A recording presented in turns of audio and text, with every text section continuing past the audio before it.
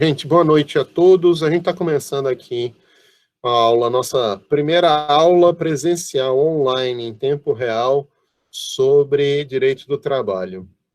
Como eu disse para vocês quando eu mandei o convite para essa aula vai ser sobre emprego doméstico. E aí eu vou estar fazendo uma casadinha. O material que eu já tinha mandado para vocês de slides do PowerPoint já estava no Classroom. Eu vou estar entrando aqui o tempo todo com esse vídeo para vocês estarem acompanhando o que eu quero falar. Mas vamos lá. Antes do mais, o que a gente tem que ver? Quando a gente vai falar de emprego doméstico, eu costumo dizer que a Lei Complementar 150 é a última lei áurea que a gente tem no Brasil. A última lei que realmente extingue trabalho escravo, legalmente falando, é a Lei Complementar 150, que cuida de emprego doméstico. Por que eu coloco isso como a última lei áurea? Se a gente for comparar a legislação brasileira de emprego doméstico antes de 2015 e depois de 2015, empregado doméstico seria o equivalente a um subemprego, a um subtrabalho. E quando a gente for falar de trabalho da mulher mais adiante, vai ser uma das coisas que eu vou estar discutindo com vocês, que alguns anos atrás eu vi uma avaliação da ONU em que dizia o seguinte, que 65% dos empregos de carteira assinada de mulheres eram empregos domésticos. E aí, qual foi a minha preocupação quando eu vi isso? Se muito mais da metade dos empregos de mulheres é de subemprego, imagine que não há um processo de isonomia entre homens e mulheres no vínculo de emprego. Isso é uma coisa que é óbvia, que a gente já conhece há muito tempo, mas que a gente acaba ficando chocado com os números. Então, vejam, por que eu digo isso? Empregado doméstico, antes da legislação atual, ele não tinha boa parte dos direitos que eram garantidos aos trabalhadores seletistas. Trabalhador seletista tem direito a férias, tem direito a 13º, tem direito a FGTS, tem direito a repouso semanal remunerado, tem hora extra, adicional noturno. Uma parte desses direitos o empregado doméstico não tinha. Ele só passa a ter esses direitos garantidos a partir da Emenda Constitucional 72 e da Lei Complementar 150, que é isso que a gente vai começar a ver aqui. E aí a gente vai começar a fazer alguns ajustes para vocês entenderem.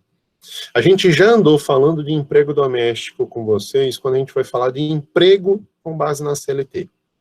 Com base na consolidação das leis trabalhistas, para ter relação de emprego, eu não estou falando aqui de emprego doméstico, para ter relação de emprego eu tenho que preencher 4 pressupostos.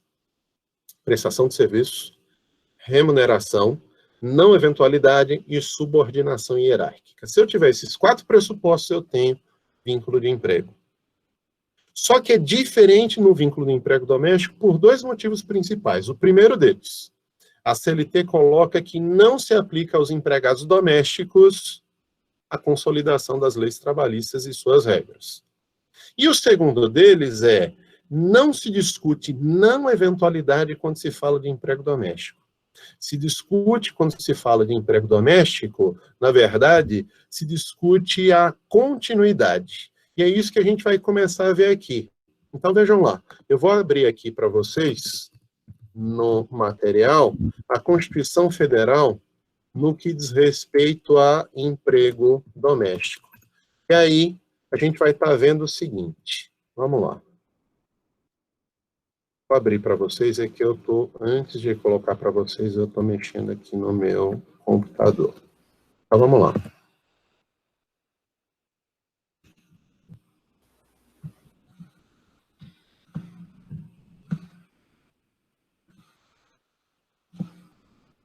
Vocês vão ver aqui que o artigo 7º da Constituição Federal, parágrafo único, ele traz uma lista, no artigo 7º, de 34 incisos que regulam direitos do trabalhador, direitos constitucionalizados, elevados ao texto da Constituição, ainda é direito do trabalho, mas elevado a um outro patamar, antes que faça alguma piada, não é o Flamengo, elevado a um outro patamar, em que eu vou estar entendendo que esses direitos eles são protegidos em nível de emenda constitucional.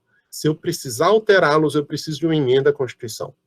E diferentemente de uma lei ordinária, que basta uma maioria simples, de uma lei complementar, que basta uma maioria absoluta, aqui eu preciso de 3/5 do Congresso para alterar esse texto. E aí, quando a gente viu o parágrafo único do artigo 7º, ele elencava metade desses incisos que estão agora aqui, antes da emenda constitucional 72 de 2013. Então, vejam, aqui a gente já começa no inciso 4 e pula vários incisos que eles não seriam aplicáveis ao emprego doméstico. Mas vocês viam na regra anterior que isso era metade. A gente tinha metade desses incisos. Então, aqui, se eu tenho 18 incisos, eu tinha 9 incisos que garantiam direitos do trabalhador doméstico. E é justamente isso que a gente vai começar a estar discutindo aqui. Então, o que a gente vai entrar nessa discussão? Eu vou começar a ver aqui com vocês que quando a gente vai falar de trabalho doméstico, eu tinha uma relação de subemprego. E aí, qual é a mudança que a gente passa a ter? Eu não entro num processo de isonomia plena entre trabalhador seletista urbano e o trabalhador doméstico, mas eu passo a ter uma proteção muito maior quando se fala de trabalhador doméstico, em comparação ao que a gente tinha antes. Isso vem, repito, com a emenda constitucional 72, em 2013, e 2 anos depois só com a lei complementar 2015, que regula e implementa essa emenda constitucional. Por que regula e implementa essa emenda constitucional? O Judiciário entendeu que a emenda constitucional 72, em pouquíssimos casos, seria uma norma de execução instantânea, imediata. Ela dependeria de uma regulamentação para que fosse colocada em vigor uma série de regras. Por exemplo, FGTS. Empregado doméstico, quando se cria o FGTS, ele não tinha direito a FGTS. Depois de longas décadas, o empregado doméstico passa a ter direito a FGTS como faculdade do empregador. E somente em 2015 que passa a ser uma obrigação. E aí a gente tinha uma distinção. Que distinção? O empregado doméstico que fosse demitido não tinha indenização. Todo o valor que ele recebia era saldo salarial, férias, 13º e, eventualmente, aviso prévio em caso de demissão sem justa causa. Mas se ele hoje é demitido, além disso tudo, ele ainda recebe o saldo do FGTS e a indenização pela demissão sem justa causa, o que não existia, repito, até 2015. Até 2013, a gente tinha uma faculdade, em 2013 passa a ser uma obrigatoriedade, mas isso só se implementa a partir de 2015, com a entrada em vigor da Lei Complementar 150. Então, vamos lá. Vamos começar a ver aqui no material o que seria emprego doméstico. Então, eu vou sair dessa tela minha e vou passar para o slide em que vocês vão acompanhar comigo o que seria a ideia de emprego doméstico. Então, vamos lá. Lei Complementar 150, no artigo 1º, ela vem definir o que é empregado doméstico. E diz lá, a empregado doméstico, assim considerado aquele que presta serviço de forma contínua, subordinada, onerosa e pessoal, e de finalidade não lucrativa à pessoa ou à família no âmbito residencial destas, por mais de 2 dias por semana, aplica-se o disposto nessa lei. Então, o que a gente vai ver aqui?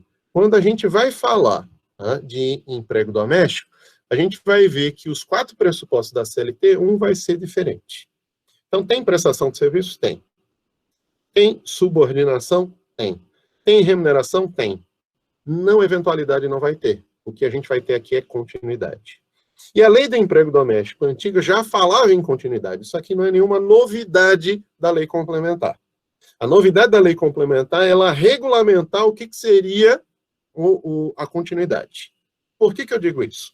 Se vocês forem fazer hoje um estudo sobre a jurisprudência, as decisões judiciais reiteradas das cortes trabalhistas e dos juízes até de primeira instância mesmo, tratando sobre o que seria continuidade, a gente via juiz atirando para tudo que é lado. A gente tinha juiz que dizia, olha, para ter continuidade tem que trabalhar mais do que 3 vezes na semana. Para ter continuidade tem que trabalhar mais do que 2 vezes na semana. Outro dizia, não, para ter contrato de trabalho, até 1 dia por semana você já é trabalhador doméstico, desde que o pagamento não seja diário e seja um pagamento mensal. E aí, nesse caso, eu teria um vínculo de emprego e não um vínculo de diarista. Essa lei antiga, a lei velha, ela tinha tanto problema que ela não conseguia resolver que o judiciário começava, como eu disse, a atirar para tudo que é lado, e isso surgiu um problema. O legislador resolveu esse problema. Para que não venha cada juiz na sua vara, para que não venha cada tribunal em cada um dos estados, e para que não venha o TST sem uma uniformização de jurisprudência a dizer coisas diferentes sobre trabalho doméstico, vem a nossa lei complementar, através do Congresso, dizer o quê? Eu considero que o trabalho tem que ser contínuo e, para ter continuidade, eu tenho que ter mais, não é pelo menos, mais do que 2 dias na semana. Então, vejam, trabalhar meia horinha uma vez por semana para vocês, 1 hora e meia, uma vez por semana para vocês, eu já sou empregado de vocês com base na CLT. Mas com base no emprego doméstico, a gente vai ver o quê? Que eu preciso ter o trabalho, ele baseado num processo de continuidade. E aí, esse processo de continuidade, ele vai me exigir que eu trabalhe no mínimo 3 vezes na semana. Então, mais do que 2 dias na semana, eu vou ter necessidade para ser continuidade. Então, primeiro ponto que a gente vai resolver aqui, o que é continuidade? Para ter continuidade, eu tenho que ter um trabalho que ultrapasse 2 dias na semana. Tem que ser 3 ou mais dias na semana para ser trabalho doméstico. Segunda coisa que a gente vai ver aqui. Oi. Professor, só uma dúvida. Com relação à questão da continuidade, por exemplo, tiveram algumas ações trabalhistas que versavam sobre a questão do diarista, de, por exemplo, de ter uma continuidade. Vamos supor, você está na sua casa, você tem uma regularidade de ter aquela diarista de segunda e quinta, toda semana, segunda e quinta. Isso já configurava uma habitualidade e uma continuidade no serviço. No caso, com essa nova lei, acabou essa questão, mesmo tendo os 2 dias, e esses dias serem fixos? Isso justamente era o problema do que eu falei da jurisprudência de antes. Antes, a jurisprudência, ela via, tem continuidade, tem que ter o requisito da continuidade, mas ela não tinha elementos objetivos para definir o que era essa continuidade. O problema era esse. Então, você vinha juízes que diziam, olha, se o pagamento não é diário, se o pagamento é mensal, mesmo que esse trabalhador trabalhe só 2 dias na semana, ele é empregado, então é continuidade. A gente criou um critério aqui. Qual o critério? Eu vou ter o trabalhador até 2 dias na semana e ele vai ser um diarista, ele não vai ser empregado doméstico. Óbvio, isso sempre tem algum tipo de interpretação na jurisprudência, mas com essa lei a gente bota uma pedra nessa questão de você eventualmente dizer que empregado é quem trabalhe 1 ou 2 dias na semana. Quem trabalha 1 ou 2 dias na semana é diarista, não é empregado doméstico. Para ser empregado doméstico, tem que trabalhar pelo menos 3 dias na semana. Esse é o pressuposto da lei. Então, a gente deixa lá para trás essa discussão sobre diarista ser a pessoa que trabalha um só dia na semana, ou até quando trabalha nem diarista é. Então, isso é uma coisa que eu acho que está superado, não sei se para vocês ficou claro isso. Uma outra coisa que eu acho importante a gente discutir aqui, é o seguinte, só é empregado doméstico quem lava, passa e cozinha? Imaginem o seguinte, vamos pensar, na minha casa eu tenho aquilo que a gente chama de empregada doméstica, ou que é muito comum aqui no Nordeste chamar de secretária, a secretária do lar. Quem é do curso de secretariado detesta quando se usa essa expressão, que é tipicamente aqui do Nordeste. A secretária do lar, a empregada doméstica, ou empregado doméstico, para não ser sexista, é a pessoa que pode me prestar um serviço e é só quem lava, passa e cozinha, que é o padrão do emprego doméstico? Não. Quando a gente vai ver o artigo 1º da Lei Complementar 150, fala o quê? Que preste serviço para a pessoa, a família, sem fim econômico no âmbito residencial dessa pessoa ou dessa família. Quem é que me presta serviço para a família no âmbito residencial sem fim econômico? É só quem lava, quem passa e quem cozinha? Não. O jardineiro também é um empregado doméstico. O cuidador da minha família também é empregado doméstico. O piscineiro da minha casa também é empregado doméstico. O motorista também é empregado doméstico. A grande questão é, eu tenho um jardineiro que presta serviço mais do que 2 dias na semana, eu tenho um piscineiro que presta serviço mais do que 2 dias na semana, eu tenho um motorista que presta serviço mais do que 2 dias na semana, um piscineiro eu não preciso disso. Um jardineiro eu não preciso disso. Mas se a gente estiver falando, eu vou repetir, não se preocupem não. Tá? Se eu estiver falando sobre uma pessoa que vai cuidar do jardim ou cuidar da piscina, normalmente é um dia na semana, às vezes até um dia na quinzena, um dia no mês que a pessoa vai me prestar serviço. Isso é diarista. Mas se eu estiver falando de uma pessoa que lava, passa e cozinha, gente, o microfone está aberto, cuidado. Não, é uma dúvida. Oi, fala. No caso aí, que você falou sobre cuidador, eu vi uma vez que a cuidadora, ela era funcionária de uma prestadora de serviço. E ela tinha entrado com a ação, ela prestava serviço há 3 anos. Isso. Ela prestava 3 anos, ela era contratada dessa empresa e estava em uma família há 3 anos.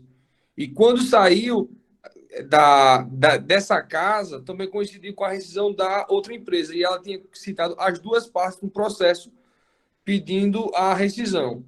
Como é que a família pode se resguardar nisso aí? Seria só com contrato de prestação de serviço com as empresas de cuidadora? Em tese, sim. Você tendo um contrato de prestação de serviço com a empresa cuidadora, você vai aplicar a regra da lei de terceirização, que diz que a responsabilidade é meramente subsidiária. E ainda assim, há quem diga que não haveria responsabilidade se você fizer fiscalização. Tem algumas decisões nesse sentido. Então, teria que ter esse cuidado. O problema aí é ela provar que há um vínculo de subordinação de pessoalidade no vínculo, na relação. Se ela provar isso, ela está provando que, eventualmente, o vínculo é direto. Aí vai cair na interpretação de cada juiz. Eu já vi juiz decidindo para um lado ou para o outro. Tá bom. Aí o cuidado que você tem que ter nisso. Tá bom? Obrigado. Mas vamos lá. Voltando. Até para falar da questão econômica que acho que foi Luísa que perguntou aqui. Ainda nem falei dessa questão econômica, só falei rapidinho, mas vou voltar. Quando a gente vai falar de empregado doméstico, não é só quem lava, passa ou cozinha, que é o lugar comum, como eu disse. O motorista da família, a pessoa que cuida do jardim, a pessoa que cuida da piscina, ou qualquer outra coisa, um cozinheiro pessoal só, se for sem fins econômicos, é esse trabalho que é prestado para a pessoa ou para a entidade familiar, isso é considerado emprego doméstico. E aí o que eu quero fazer a distinção? Eu falei rapidinho da questão econômica, mas é importante aqui esclarecer muito bem, não só porque foi perguntado, mas deixar isso bem claro. Imaginem que eu sou um chefe de cozinha, só que eu não tenho um espaço profissional para exercer essa minha atividade de cozinha. Eu não tenho uma cozinha industrial. Então eu faço marmita, eu faço quentinha onde? Em casa. E eu pego alguém que vai me ajudar na hora de prestar esse serviço. Essa pessoa tem um emprego regulado pela Lei Complementar 150, que é emprego doméstico, já que trabalha em casa, ou é regulado pela CLT, porque, apesar de trabalhar em casa, a atividade é uma atividade econômica. É isso que eu quero que vocês tenham cuidado. A CLT ela não regula apenas atividades econômicas, mas, em especial, quem é empregado em atividade econômica tem, sim, o seu contrato regulado pela CLT. Quem trabalha no âmbito domiciliar com atividade econômica não é empregado doméstico, é empregado seletista. Sempre foi. Então, eu vou pegar o mesmo tipo de trabalhador, um cozinheiro. Quem cozinha comigo na minha casa, numa empresa que eu tenho domiciliar, para produção e venda de quentinhas, esse trabalhador é um trabalhador seletista. Ele sempre teve a CLT aplicável. Não usa a lei de emprego doméstico para ele. Mas se esse trabalhador exerce uma atividade sem fim econômico no âmbito domiciliar, para a pessoa ou para a família, para um chefe de família, uma pessoa solteira, ou para a entidade familiar que o seja, nesse caso, a gente vai ter um vínculo de emprego doméstico e vai ser regulado hoje pela Lei Complementar 150. Então, como eu estava dizendo, Quando a gente vai ver emprego doméstico, eu tenho que avaliar vários sentidos, não só aquele lugar comum da CLT de prestação de serviço, remuneração e subordinação. Eu tenho que ver, continuidade, e aí a continuidade nesta lei exige mais do que 2 dias, pelo menos 3 vezes na semana, então cuidado quando a gente for fazer prova. Mais do que 2 dias é igual a pelo menos 3 dias. Mais do que 2 dias trabalhou 1 ou 2 dias na semana, eu sou diarista. Mas se eu trabalhar 3, 4, 5 dias, aí eu já posso ser empregado doméstico. Então, a gente tem que ter cuidado também quando a gente vai ter, vou ter um folguista. Depende. A folga é 1 dia, 2 na semana, você já se enquadra na condição de diarista, não tem vínculo de emprego. Então, não tem FGTS, INSS é recolhido pelo próprio trabalhador, não tem férias, não tem 13º salário. O trabalhador tem liberdade para prestar serviço para quem ele quiser, da forma que ele quiser. Na hora que ele terminar o serviço, ele pode ir embora. O empregado doméstico não tem essa liberdade. Ele tem dia, ele tem hora para trabalhar, mas também para isso eu tenho que pagar. FGTS, FGTS, INSS. E é isso que eu quero que vocês tenham cuidado. Então, primeiro, se exige um vínculo com continuidade. Mais do que 2 dias na semana. No mínimo, 3 dias na semana para eu poder ter um vínculo de emprego. Então, primeira coisa de emprego doméstico. Primeira coisa que a gente vai ver. Segunda coisa que a gente vai ver, essa atividade prestada no domicílio para a pessoa, para a família, de forma alguma pode ser caracterizada como atividade econômica. Porque se for, não é emprego doméstico. É emprego que vai ser seletista. E aí, a gente tem que ter cuidado. Por exemplo, eu sou diretor, reitor, pró-reitor da UNIT. E eu tenho um motorista que a UNIT me paga. Ele me presta serviço para que me leve para casa, me leve de casa para o trabalho, eu me leve para reuniões. Isso é um trabalhador seletista. Por quê? É para um exercício de uma atividade econômica que é o ensino, que é a faculdade. É diferente se eu contrato, José Barros, contrato um motorista para servir aos meus filhos, à minha esposa, à minha família, e me servir também para levar para o trabalho. Nesse caso, ele é um trabalhador doméstico, esse motorista, e a gente vai ter que ter cuidado com isso na hora de discutir o vínculo de emprego doméstico. Então, não pode ser uma atividade econômica, tem que ser contínua, e é para a pessoa ou para a família no âmbito domiciliar. Significa dizer, então fora da casa da família, fora da casa da pessoa não pode ser prestado serviço? Vocês vão ver que é sim possível em algumas situações. Professor, tem uma pergunta. Fala. O senhor falou sobre finalidade não lucrativa. Como assim? Se eu exerço uma atividade que é com fins lucrativos, mesmo que seja em casa, não é emprego doméstico. Por exemplo, em casa eu estou produzindo sabão para vender. Em casa eu estou produzindo quentinha para vender. Em casa eu tenho uma lan house. E as pessoas que trabalham para mim não são empregados domésticos, porque exercem uma atividade que é econômica. Então, a atividade econômica na casa da pessoa não caracteriza o emprego doméstico. Para ter um emprego doméstico, tem que ser uma atividade que não seja com fim econômico. Então, por exemplo, em cima da pergunta do Geraldo, um segurança.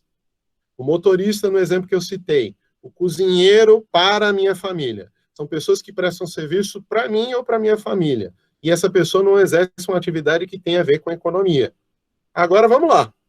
Eu estou dando aula para vocês, estou dando aula de casa.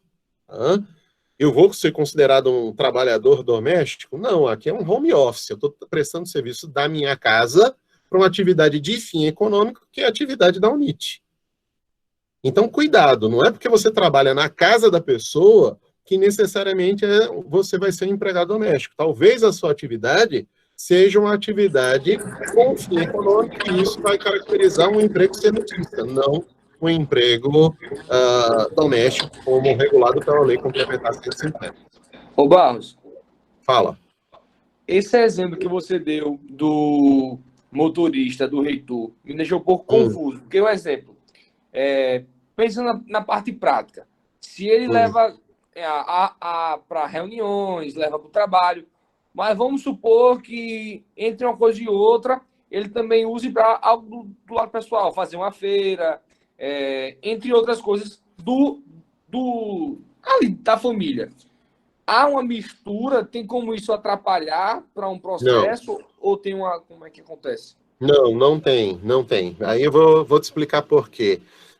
Eventualmente, uma empresa contrata um motorista para mim, eu que seja um trabalhador, ele me contrata, essa empresa me contrata um motorista para que eu não perca tempo dirigindo. Às vezes, para minha esposa, para fazer uma compra, eu digo, Zé Barros, vai lá e faça uma compra para minha esposa. Leva ela no shopping, leva ela no supermercado, ela está precisando resolver um problema na empresa dela, vai lá e resolva. Isso é justamente para que esse diretor, esse grande empregado que a empresa tem, não perca o foco dele, para ele não ter que estar fazendo isso ou aquilo. Isso não vai descaracterizar o vínculo de emprego como emprego seletista. É um emprego seletista. Eventualmente isso pode acontecer. Mas isso vai depender também da vontade do empregador. Por exemplo, eu estou pagando um motorista para você.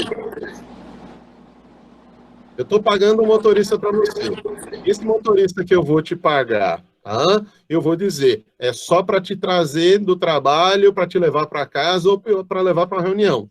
Não use para fins particulares. A empresa pode restringir? Pode. Se eu sou um presidente de um tribunal, eu não posso estar pegando o meu motorista, mesmo que seja institucional, para estar fazendo compra em shopping center. Eu vou usar para me levar para o tribunal, me levar para reuniões com o governo e assim por diante. É a mesma ideia que a gente vai fazer aqui. Talvez o empregador ele diga, olha, eu quero que você use esse motorista só para fins profissionais, não usa para fim doméstico. Quem tem que delimitar isso é o empregador, não é você. Se ele me ceder um motorista e ele permite que eu use para qualquer fim, eu posso usar. Isso não vai fazer uma mistura no vínculo. Quem é o empregador? Aquele que contratou para fim econômico. O que é importante vocês verem é o seguinte, como tem diferença de direitos ainda, mesmo depois da Lei Complementar 150, é importante definir se é emprego doméstico ou não, porque a CLT tem mais direitos do que a Lei Complementar. E aí, os direitos da CLT sendo maiores, é preferível que você se enquadre como empregado seletista do que como empregado doméstico, mesmo que a diferença tenha sido reduzida nos últimos anos com essa lei complementar. Então, a importância aqui é essa. A importância não está aqui em dizer, eu posso mover ação contra os dois, posso fazer um litisconsórcio aqui, é uma responsabilidade solidária, subsidiária. Isso a gente não vai discutir. Quem vai pagar é o empregador. Então, só para deixar claro, a gente tem que entender, o que eu quero que vocês vejam eu posso ter um motorista que me é contratado, que me é cedido pelo meu empregador, para eu usar para meus fins, para os meus interesses. Ele não vai ser empregado doméstico, ele é empregado seletista. Mas se eu contrato para prestar serviço para minha família, apenas para minha família, não para fins do meu empregador ou o que ele quiser, aí esse trabalhador é meu empregado. E aí é um empregado doméstico. É isso que eu quero que vocês vejam. Para qual finalidade ele foi contratado? Para servir a família, para servir a casa, ou foi contratado para servir a uma empresa? E que, eventualmente, serve também ao empregador, ao tomador desse serviço. Então, vamos ter cuidado só com isso para não ter dúvida, tá bom? Então, vamos lá. Então, primeira coisa que eu quero que vocês vejam. Vou abrir aqui o slide ali para a gente dar uma olhada como é que está o assunto. Então, vamos lá. Artigo 1º.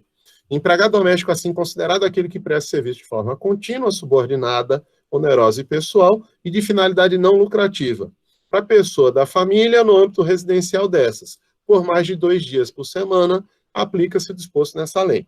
Aí vamos lá, uma coisa que eu acho extremamente importante. Parágrafo único. É vedada a contratação de menor de 18 anos para exercer trabalho doméstico. Quando a gente vai ver esse assunto, o que normalmente me choca? O próximo assunto que a gente vai ver depois de emprego doméstico é trabalho da mulher e trabalho do menor. E uma das coisas que mais me chocou quando mudei para Alagoas foi o seguinte. Assim que eu mudei para Alagoas, eu tinha 12 anos de idade e a minha mãe perguntou para um parente aqui local, perguntou, como é que eu faço para contratar um empregado doméstico? Resposta do parente. Você vai no interior, pega uma menina e traz para cá para Maceió e coloca ela para trabalhar e diz como é que você quer que seja feito o serviço. Eu achei isso, eu mesmo com 12 anos de idade, achei isso de uma pobreza de espírito, de uma coisificação do ser humano monumental. Você vai lá e pega como se fosse um produto, uma menor, traz para Maceió, tira da família quando devia estar estudando e cuidando da vida, e traz para Maceió para ser o seu empregadinho doméstico, o seu escravo pessoal. Gente, a gente não está no século XVIII, XIX mais. Eu não vou ali no meio do campo para pegar um escravo e trago para minha senzala, para minha fazenda. A gente está falando aqui de trabalho, de emprego. E o emprego doméstico é um tipo de trabalho que é desgastante. Não é um trabalho que é simples. É um trabalho que é penoso. É um trabalho que, mesmo que não se pague eventualmente aqui e acolá uma insalubridade, é um trabalho que é desgastante, que é insalubre. E que, por conta disso, seguindo até a própria ideia da Constituição Federal no artigo 7º, a gente veda esse trabalho ao menor de idade. Então, quem tenha 18 anos incompletos, menos de 18 anos, não pode ser empregado doméstico. Então, vejam, com base na Constituição, na CLT, todo mundo pode ser trabalhador em qualquer tipo de profissão a partir dos 16 anos como empregado e a partir dos 14 como aprendiz. Só que no caso de emprego doméstico é terminantemente proibido o trabalho aos 18 anos incompletos. Então, quem tem menos de 18 anos não pode trabalhar. Uma outra questão que a lei complementar traz, que seria novidade, é a obrigatoriedade de ponto. Então, vocês vão ver aqui que a lei complementar, ela coloca o quê? Vamos lá. Ela vai fazer uma definição de uma jornada de trabalho, que pode ser, como coloca a Constituição e a CLT, aí a gente vai repetir o que está na CLT, pode ser uma jornada integral ou uma jornada parcial. O que é jornada parcial? Até 25 horas semanais. Quem trabalha até 25 horas semanais pode ter direitos proporcionais. Eu falei para vocês, o salário mínimo hora para quem tem jornada parcial até 25 horas não chega nem a R$5 a hora. Mas se eu estiver falando de alguém que iguale ou ultrapasse 25 horas semanais, aí é o que a gente chama de jornada integral, em que os direitos passam a ser integrais. Eles não vão ser direitos proporcionais. Então, a gente vai ter isso para emprego doméstico. Quem trabalhar até 25 horas semanais é trabalhador em jornada parcial, sempre lembrando 3 dias ou mais, e quem trabalhar abaixo disso é jornada parcial. Até 25 horas jornada parcial, acima disso passa a ser jornada integral. Mas como eu estava dizendo, a novidade que a gente vai ter aqui é a existência de uma obrigação de controle de ponto. Aí o que diz o artigo 12 da lei complementar? É obrigatório o registro de horário de trabalho do empregado doméstico por qualquer meio manual, mecânico ou eletrônico, desde que idôneo. O que significa isso? Quando a gente vai tratar desse assunto, a gente vai perceber que quando a gente vai falar de controle de ponto, em sala de aula, eu provavelmente perguntaria para vocês, levante a mão aqui, eu sei que vão começar a mandar um monte de mensagem, eu não quero que mandem, levante a mão aqui quem tem empregado doméstico. E aí depois eu vou perguntar, quem faz controle de ponto com empregado doméstico? A lei complementar, ela obriga todo empregador a fazer um controle de ponto. E aí vai a pergunta. Professor, eu tenho que fazer, como um colega meu fez, comprar um controle eletrônico de ponto e botar na porta do meu apartamento para que empregado doméstico vá lá com o dedo em identificação biométrica ou através de uma senha, faça o seu controle de ponto? Não. Não tem que ser mecânico, não tem que ser eletrônico. Controle de ponto pode ser manual. Mas a minha empregada doméstica ou o meu empregado doméstico é semi-alfabetizado ou é analfabeto, o que é extremamente comum de acontecer. Nesse caso, a minha empregada ou meu empregado doméstico que não é alfabetizado, essa pessoa, como é que ela vai assinar o controle de ponto? Gente, em momento algum a legislação ela falou que eu tenho que fazer um controle de ponto com a assinatura do trabalhador ou com a identificação biométrica. Começa daí. A própria ideia de biometria que a gente tem aqui, ela vai ter que ser feita com muito cuidado, porque isso envolve a Lei de Proteção de Dados, a Lei Geral de Proteção de Dados, que vai entrar em vigor agora, em agosto desse ano. E essa lei, ela cuida de uma série de outras questões de proteção de dados, mas um dos dados que protege é de dados biométricos, de identificações de biometria. Não fala-se nada de direito do trabalho lá na lei, na Lei Geral de Proteção de Dados brasileira, diferentemente do que a gente tem na Europa. A lei europeia fala muito de proteção de dados do trabalhador, mas diz que a proteção dos dados do trabalhador é a utilização desses dados para fim de controle de ponto no ambiente de trabalho, apenas para isso.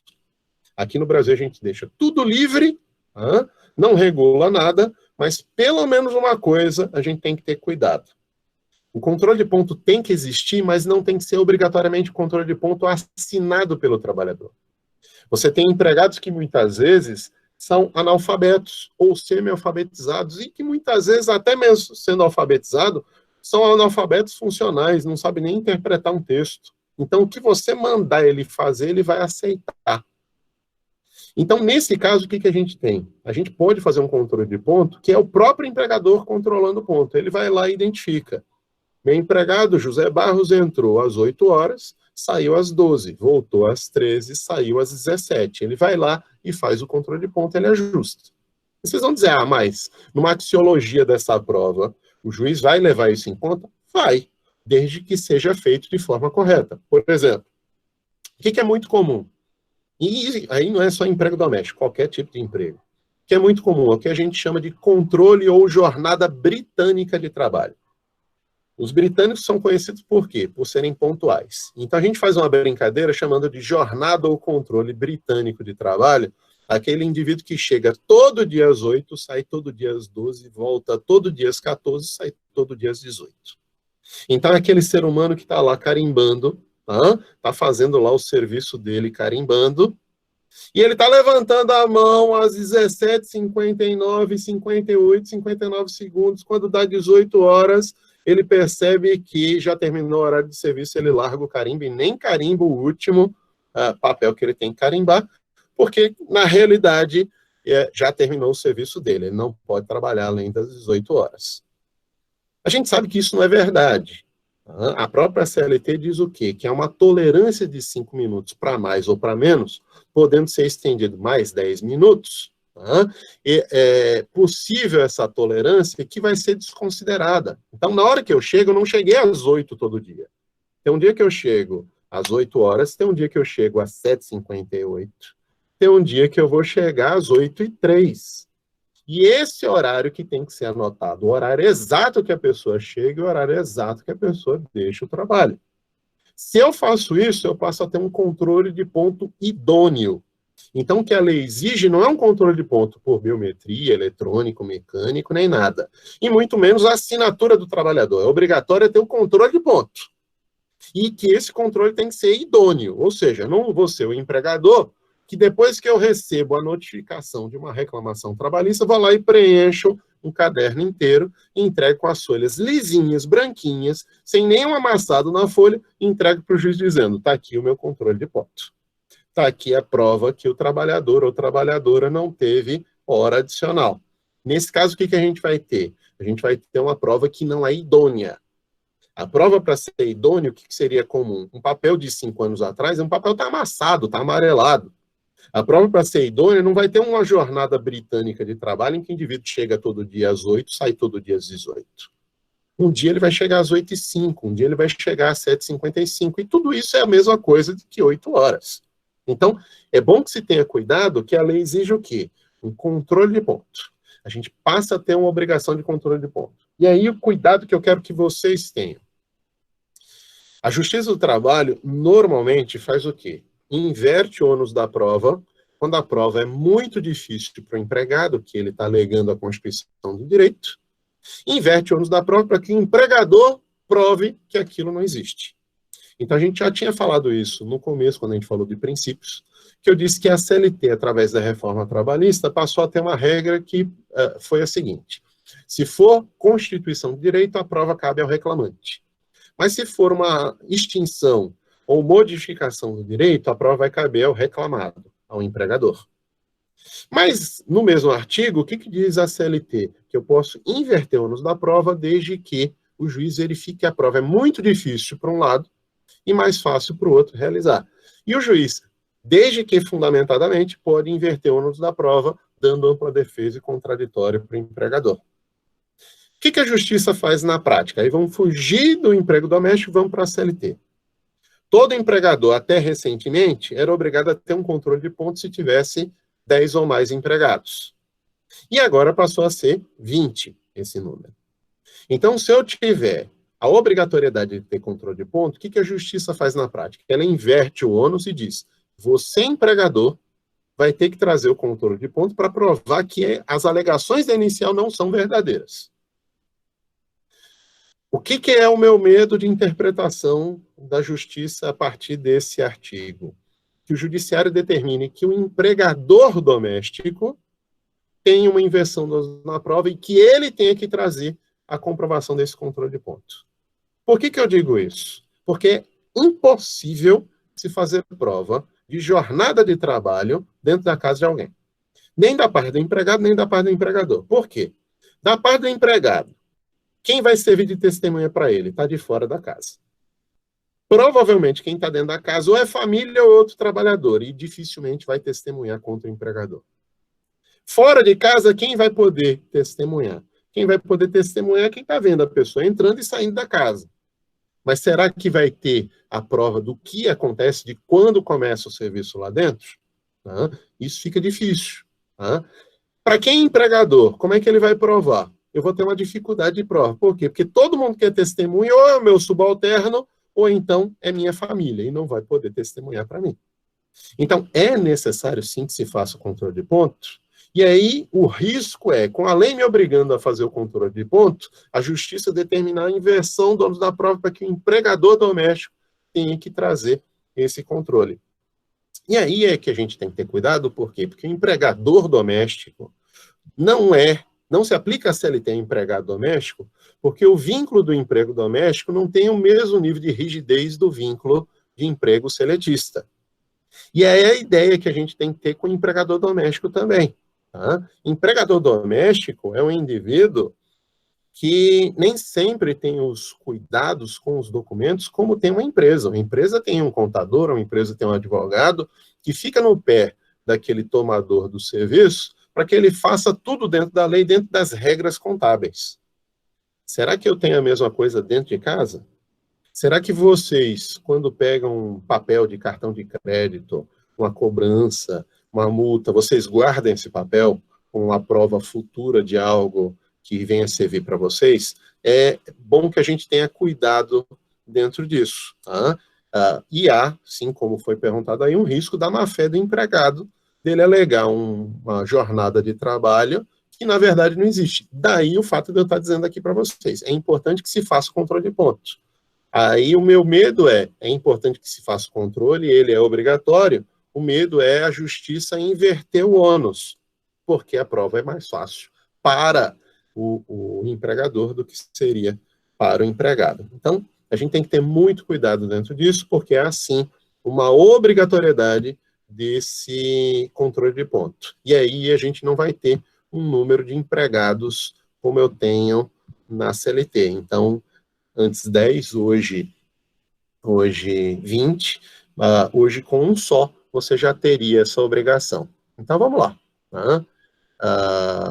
Além dessa regra do controle de ponto e da jornada parcial e da jornada integral que a gente viu, a gente vai ter regras sobre a duração do contrato de trabalho.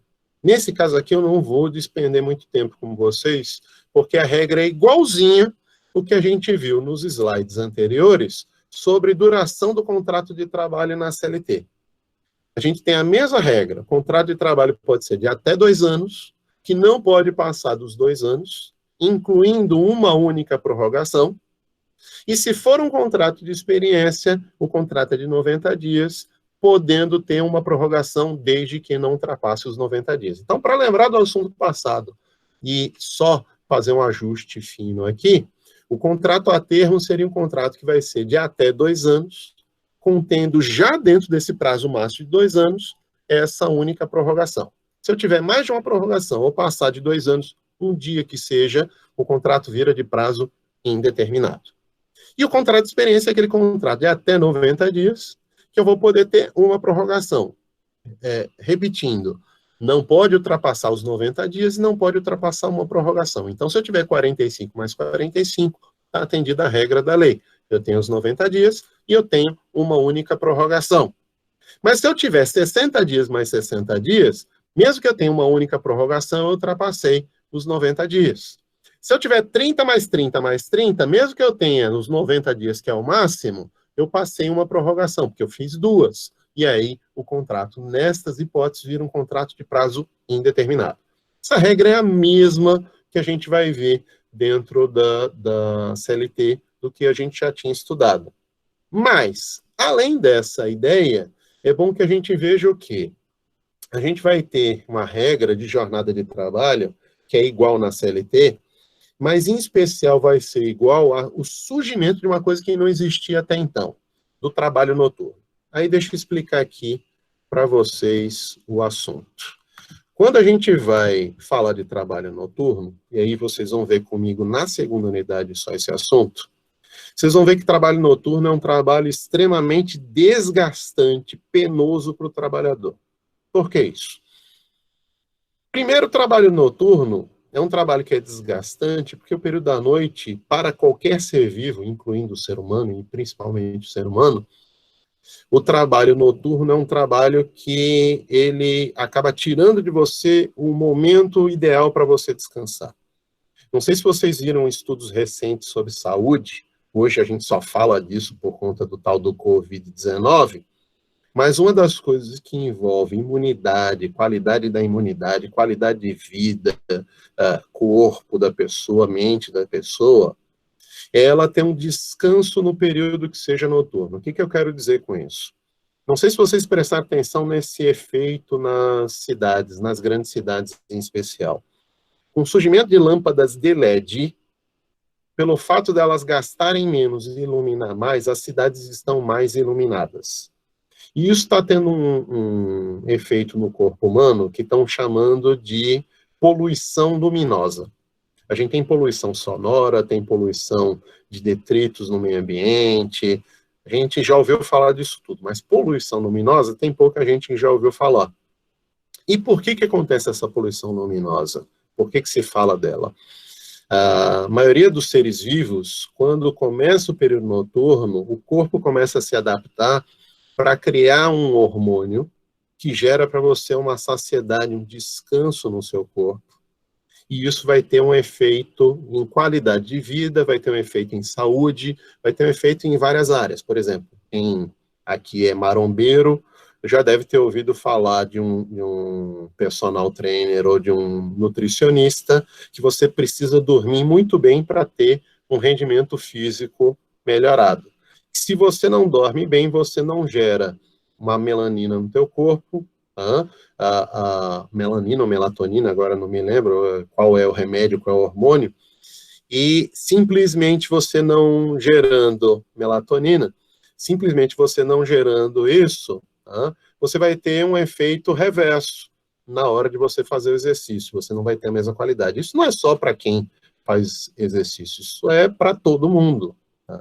Veja um caso, por exemplo, das aves.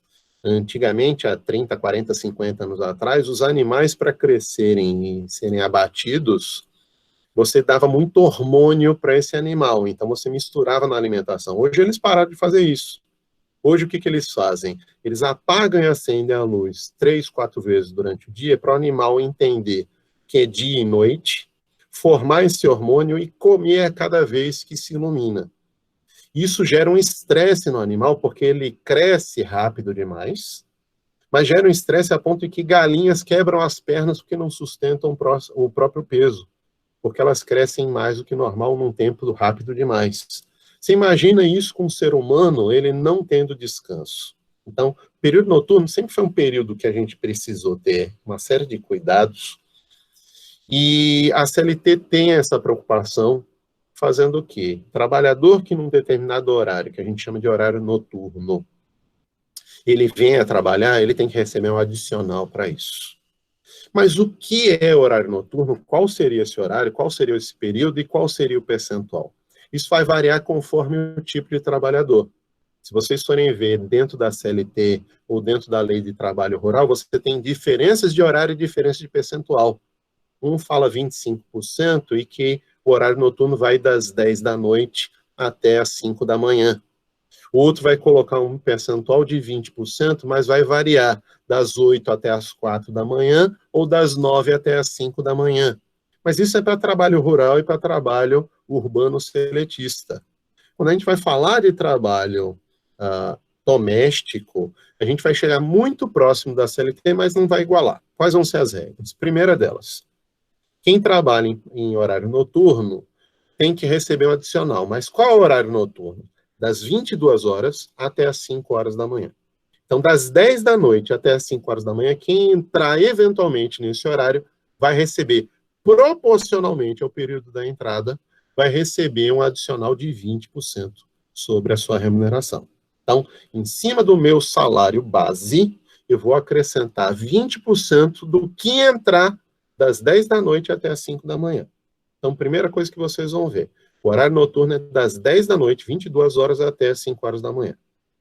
Segunda coisa que vocês vão ver, o percentual incide sobre salário base e é de 20% sobre esse salário base. É diferente da CLT que fala em 25%. Mas aí a diferença é do percentual, mas o resto é igual. 10 da noite até as 5 da manhã. Terceira coisa que a gente Professor, Oi.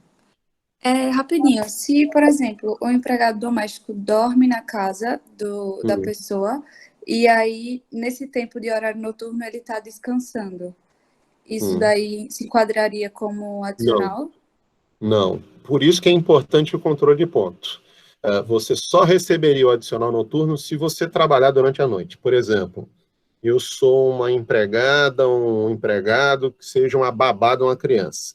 E é um bebê muito pequenininho que acorda durante a noite. Aí eu chamo o trabalhador, a trabalhadora, para me ajudar fazendo a alimentação. Gastou 15, 20, 30 minutos. Esses 15, 20, 30 minutos vão ser período noturno. Eu vou ter que fazer um cálculo sobre esse período, 20 minutos, 30 minutos, e em cima disso eu vou acrescentar 20% sobre o salário. Então não é sobre o salário completo, é sobre esses 20, 30 minutos, 1 hora, 2 horas, 3 horas, 4 horas que você tenha entre as 10 da noite até as 5 horas da manhã. Quem está à disposição, está dormindo, aí você vai ter que discutir se ele está à disposição ou não. Você tem uma figura que é o trabalhador à disposição, que recebe salário igualzinho quem está trabalhando, serviço efetivo. Serviço à disposição, esse trabalhador tem que estar lá, acordado, pronto para ser chamado. Aí você vai ter outras questões que a gente pode discutir, que é o sobreaviso e a prontidão, que é outra coisa. Sobreaviso e prontidão, você não recebe salário, pelo menos não cheio, 100%, mas vai receber um percentual desse salário, porque você está de sobreaviso ou prontidão, que não é o caso nosso aqui do trabalhador doméstico. Só para deixar claro. O trabalhador doméstico, ele não é para ser chamado de madrugada, se ele trabalha, se ele dorme no ambiente de trabalho, só por conta disso. Não, estou precisando de um chazinho. Vai me fazer um chá que eu preciso acalmar, e vá me prestar esse serviço. Eu não vou fazer esse tipo de serviço, porque o meu contrato é para trabalhar da hora tal, hora tal. Se você quer que eu trabalhe nesse horário, você tem que me pagar. E aí o salário, além de ser pago, é pago com adicional de 20% por conta do adicional noturno. Então, fala. Pergunta. No caso de um segurança noturno, aquele que fica nos televisores, vendo as câmeras, ao passar dos anos, de tanta exposição a muita luz azul, que diminui a melatonina, e com a diminuição durante muitos anos da melatonina, acaba gerando várias doenças, como doenças cardíacas, diabetes. Se for comprovado que essa exposição durante vários anos à luz azul pode ser tomada alguma providência pelo empregado? Pode. Aí você tem que discutir, primeiro, você tem que provar um nexo de causalidade. A dificuldade está dentro disso. Quando você fala em responsabilidade civil, você tem que lembrar que eu tenho que ter um dano, tem que ter uma conduta do agente, mas tem que ter um nexo de causalidade entre esse dano e a conduta, e que se eu não provar isso, não adianta. Por exemplo, agora em tempos de Covid-19, a MP 927, não sei se vocês viram ela, do Bolsonaro, que cuida de férias, entre outras coisas, de trabalho em período de restrição e quarentena. Uma das coisas que foi colocada, e aí eu particularmente achei absurdo, é que o exercício de trabalho e você adquirir o coronavírus não tem nada a ver com o vínculo de trabalho. Pode ter a ver ou não, depende muito da situação. Eu acho que uma situação óbvia é quem trabalha na saúde atendendo pacientes diariamente com Covid-19 tem todo o risco do mundo e é uma possibilidade. O problema é a pessoa provar que vem justamente da exposição da tela azul, esse problema cardíaco dele, e não do excesso de picanha que ele comeu, da corrida que ele deixou de fazer, entre outras coisas. Lembrem, toda vez que a gente for fazer uma discussão, faça o trabalho do advogado do diabo. Quem é o advogado do diabo? A igreja, quando vai falar de uma beatificação, de uma santificação, acaba fazendo o quê? Pega um padre para dizer que aquele cara não é santo. Esse é o advogado do diabo. Sejam, para vocês, os advogados do diabo. Tá? Vejam isso. Professor, e no Oi. caso de empresas que possuem um PPP e falam sobre e pagam um valor a mais sobre insalubridade, isso interfere em alguma coisa? Isso justifica essas coisas ou não tem nada a ver? Não, primeiro, não tem nada a ver com o nosso assunto aqui, tem a ver com o assunto, mas não tem a ver com este assunto de hoje. Por quê? Professor, Você está falando, deixa só para encerrar aqui um pouquinho. Joia. O que você está falando de empresa, aí é emprego seletista, não é emprego doméstico. Aqui a gente está falando de emprego doméstico que a pergunta foi, eu tenho um segurança, o segurança pode ser às vezes na minha casa. Sou uma pessoa abonada, tenho dinheiro e tenho um segurança pessoal que passa o dia todo olhando para uma tela com a luz azul. Aí ele me perguntou, pode gerar alguma responsabilização? Pode, desde que eu prove o vínculo, o nexo de causalidade, e desde que, nesse caso, eu mova uma ação de danos materiais ou danos morais. Se eu estiver falando de empresa, não vem ao caso. Entendi, valeu. Ok? Então vamos lá. Quem ia me perguntar? Fala. Eu, rapidinho.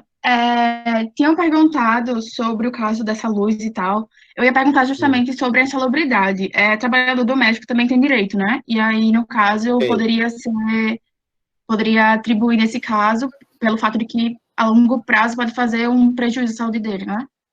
Desde que eu prove o nexo de causalidade. Aí é que vem a questão. Eu tenho que fazer uma avaliação para ver se o nível de exposição, o nível de atividade que aquela pessoa tem, justifique o pagamento do adicional. Se isso ficar provado, é uma perninha adiante. Agora, eu vou conseguir provar, além disso, o nexo de causalidade aos danos que eu sofri depois? É o caso, por exemplo, que a gente tem aqui no Brasil muito comum, nada a ver com relação de trabalho, mas para vocês entenderem, o caso do fumante. O tabagista habitual, que passa a ter uma série de problemas, a justiça brasileira praticamente negou a ele as ações de indenização, mesmo que ele provasse que fumasse o tempo todo. Por quê? Porque se exigiu um nexo de causalidade. E aí disse, não, você pode ter câncer de pulmão, pode ter efizema por uma questão genética. Estatisticamente, pessoas que nunca fumaram, mesmo que não tenham fumo nem passivo, podem adquirir um câncer de pulmão. Esse é o problema que a gente tem. Faça um papel do advogado do diabo para pensar o seguinte, se coloque na condição de advogado do empregador, o que vocês alegariam? Meu amigo, olha, prova que a doença vem da relação de trabalho. Se você não provar, não tem nexo de causalidade. É isso que o empregador vai fazer. Então, quando a gente vai fazer esse tipo de avaliação, é bom que a gente tenha muito cuidado para fazer muito bem feita a ação. A fundamentação tem que ser muito bem detalhada e as provas têm que ser fartas sobre o assunto para provar o nexo de causalidade e fazer a reclamação. Então, não basta dizer, eu estava exposto a isso. Você tem que provar a exposição e que isso é responsável pelo dano que você sofreu. Aí você move a ação. Ok? Professor. Oi. Sobre esse negócio do Bolsonaro que você falou, da MP, só tendo a questão de, por exemplo, ele falou, eu não ouvi direito muito o que você falou e também não li em relação a isso da questão de responsabilidade. Mas até no caso, se você perguntar, se a turma quiser, eu faço uma aula para vocês depois, sobre essa MP com essas mudanças. Aí a gente pode incluir no assunto. Não está no material, porque isso é de agora. Tá bom? Mas Sim, faça eu a acho pergunta. que seria pertinente. Sim, em relação a, por exemplo, o empregado doméstico, ele contrai o coronavírus devido aos os empregadores chegarem de viagem e tudo mais. Isso seria um caso que entraria na MP? Que ele falou? É justamente a situação. A gente tem na notícia, se você der uma olhada, tem 1 ou 2 semanas que eu vi essa notícia, uma senhora empregada doméstica, lá com a sua idade não avançada, mas entra na condição de idoso, ela tinha 61, 62 anos, e ela faleceu de coronavírus, por conta do coronavírus, e os empregadores tinham chegado na Itália, e ela ficou cuidando da patroa. Veio essa MP para dizer, não gera nenhum tipo de responsabilização do empregador, o empregado que venha a falecer com coronavírus. Gente, olha, a gente tem que avaliar caso a caso. Uma pessoa que seja empregado doméstico, se ela dorme no trabalho, os empregadores comprovadamente tiveram coronavírus, é muito difícil você não provar o nexo de causalidade. Agora, quem volta para casa todo dia está exposto todo dia a um ônibus que está fechado, a um metrô que está fechado todo dia. E você está exposto àquele vírus que está circulando dentro do transporte. O empregador, obviamente, ele vai alegar isso como defesa. Vai dizer, não foi contraído comigo. A coincidência da pessoa morrer de coronavírus e eu ter tido não quer dizer nada. A gente tem que ter cuidado. Então, quando eu falei um exemplo, um profissional da saúde, é quase que certo que eu tenho a comprovação. Eu acho que um professor é um pezinho no meio de caminho para provar. Por quê? Porque eu estou numa sala trancada com 50 pessoas. Então, a gente está paralisando as aulas por isso. Justamente porque 50, 60, 70 pessoas dentro de uma sala respirando o mesmo ar, a sala fechada, o nível de exposição é tremendo. Então, você tem que avaliar este caso. Se o trabalhador doméstico pegou, e aí eu não tenho prova que pegou no trabalho, por quê? Porque ele vai todo dia para casa de volta, ele volta de ônibus ou volta de metrô. Aí vocês vão me perguntar, mas professor, isso não seria equivalente a um acidente de percurso? Voltem para uma outra MP do Bolsonaro, que ele coloca acabando com o acidente de percurso no direito do trabalho. E aí a gente teria um problema. Se o empregador alegar, não, ele pegou no ônibus voltando para casa, pegou na casa dele com o irmão, pegou na casa dele com o pai, com o filho, sei lá com quem. Eu vou alegar isso, provo que não há um nexo de causalidade e pronto, acabou. Esse é o problema do texto da MP do Bolsonaro. Vocês têm que ter muito cuidado e tem que ler sempre esse tipo de legislação para a gente fazer a crítica e ver se isso muda antes de ser aprovado. Tem muita coisa que o Bolsonaro tem mudado em direito do trabalho, algumas coisas graves, outras coisas ou não tão graves ou até razoáveis, que têm sido feitas alterações. A gente tem que ter cuidado com isso. Tá? Então, se vocês quiserem, eu faço uma aula específica depois desse assunto de emprego doméstico, de coronavírus e direito do trabalho.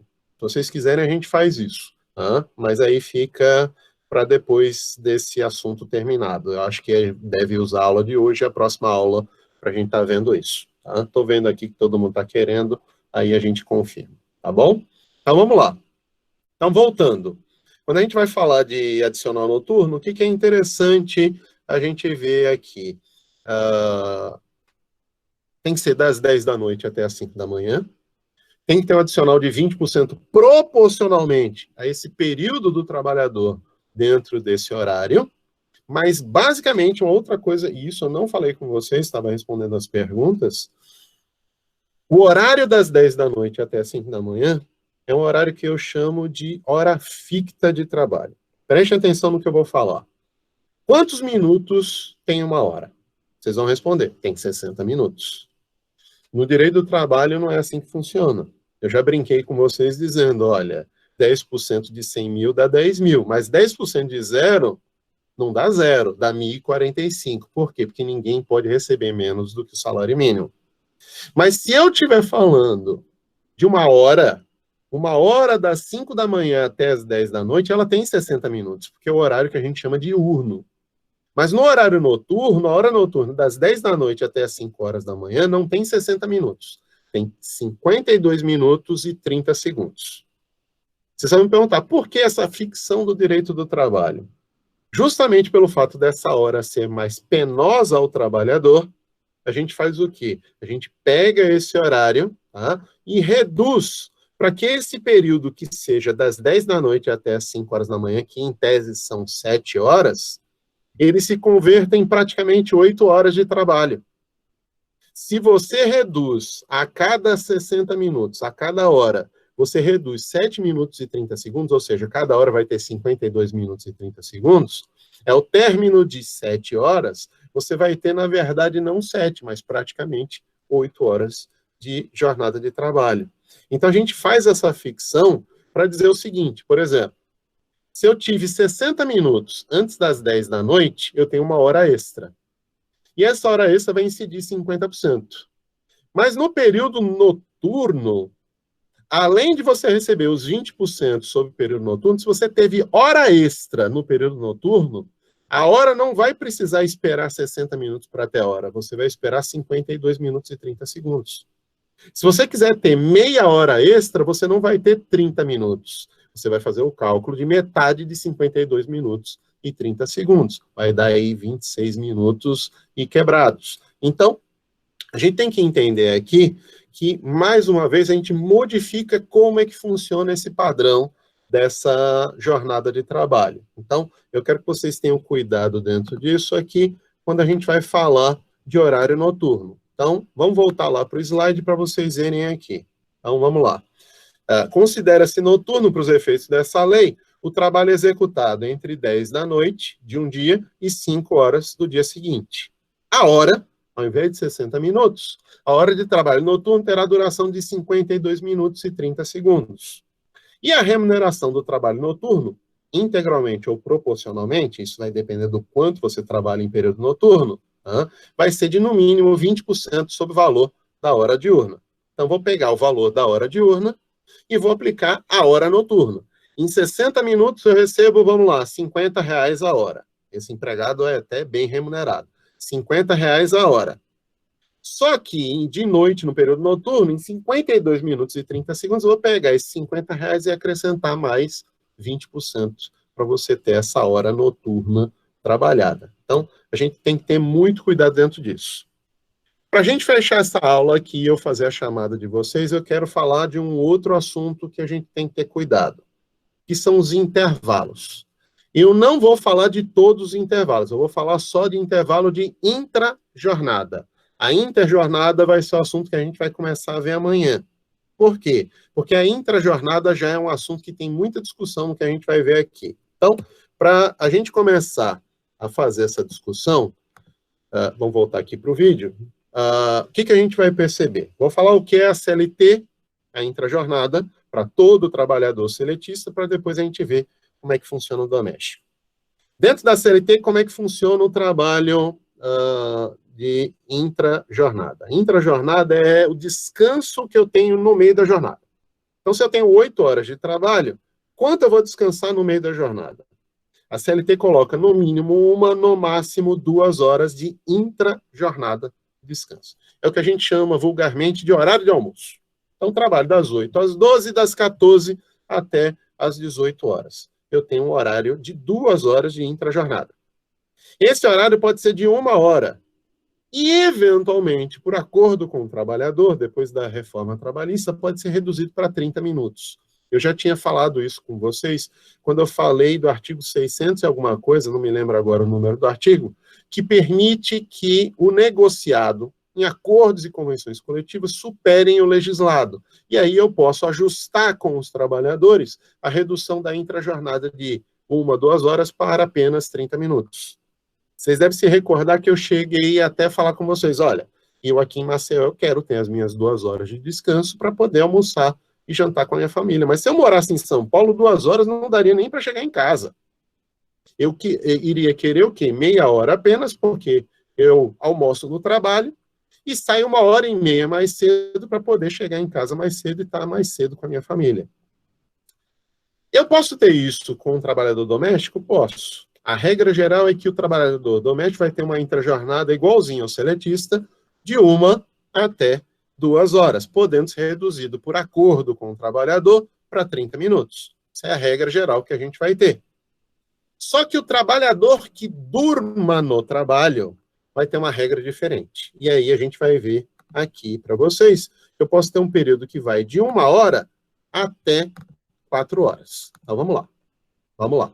Então, intrajornada. É obrigatória a concessão do intervalo para repouso ou alimentação pelo período de, no mínimo, 1 hora e, no máximo, 2 horas. Admitindo-se, mediante prévio acordo escrito entre empregador e empregado, a sua redução para 30 minutos. Regra geral que a gente tem em emprego, que o empregado coma em 30 minutos. Porque ele não vai passar 1 hora, 2 horas descansando. Ele vai voltar logo para o trabalho. Se eu pensar nisso, o trabalhador que chegue às 8 horas da manhã, que normalmente até chega mais cedo, mas que ele chegue às 8, se ele às 12 para de trabalhar e volta às 12h30, às 16h30 ele já pode sair do trabalho. Então é bom que a gente tenha cuidado, que a gente tem que definir quando começa e quando termina o trabalho, porque tem que limitar a jornada a 8 horas por dia, mas eu também tenho que lembrar que ele vai ter que ter um descanso de, no mínimo, no máximo 2 horas, mas que esse descanso pode ser reduzido por acordo escrito para meia hora. Mas como eu estava dizendo, e aí vocês já tinham me feito pergunta, eu tenho trabalhadores que dormem no trabalho. E aí o trabalhador que dorme no trabalho, ele não volta para casa ao término do dia. Ele não voltando para casa ao término do dia, como é que fica esse horário de descanso? Ele pode ficar na regra geral, eu vou ter de 1 a 2 horas, não tem problema nenhum, pode ser reduzido para meia hora, mas o trabalhador não vai mais trabalhar o resto do dia. Mas se eu preciso desse trabalhador fazendo meu café da manhã, fazendo minha janta, porque eu passo o dia na rua, eu posso eventualmente colocar esse intervalo de intrajornada num período que não vai ser inferior a 1 hora, e não vai ser superior a 4 horas. Eu posso dividir em 2 períodos de intrajornada. Então, vocês veem aqui no artigo 13 a regra geral e no parágrafo 1º a exceção para quem é empregado que reside, que dorme no trabalho. Caso o empregado resida no local de trabalho, ele durma no trabalho, o período de intervalo poderá ser desmembrado em 2 períodos. Então, ao invés de você ter um período só de 1 a 2 horas, você pode ter 2. Desde que cada um deles tenha no mínimo de 1 até no máximo 4 horas ao dia. Então, por que isso? Porque se eu preciso do trabalhador só de manhãzinha cedo e só no final da tarde, começo da noite, eu boto um período maior, 4 horas. Mas se eu precisar dele no horário normal que a gente vai ter café da manhã, almoço, janta e tudo, a gente vai fazer o quê? Lugar comum. Um intervalo só de até 2 horas, ou até 2 intervalos, desde que seja de, no mínimo, 1 hora cada um desses intervalos. Então, a gente vai ver aqui que esse vínculo que a gente tem de trabalho doméstico, a gente tem que ter uma série de cuidados. Vocês começam a ver as diferenças que eu tenho da CLT para o empregado doméstico. Eu vou abrir esses 20 minutos que a gente tem aqui para alguém que tem ainda alguma dúvida. Vamos lá, Luísa perguntando. Cada intervalo pode ser de 1 a 4 horas? Exatamente isso. Desde que o trabalhador resida no trabalho e eu tenha 2 períodos. Aí, cada um pode ser de 1 até 4 horas. Ok?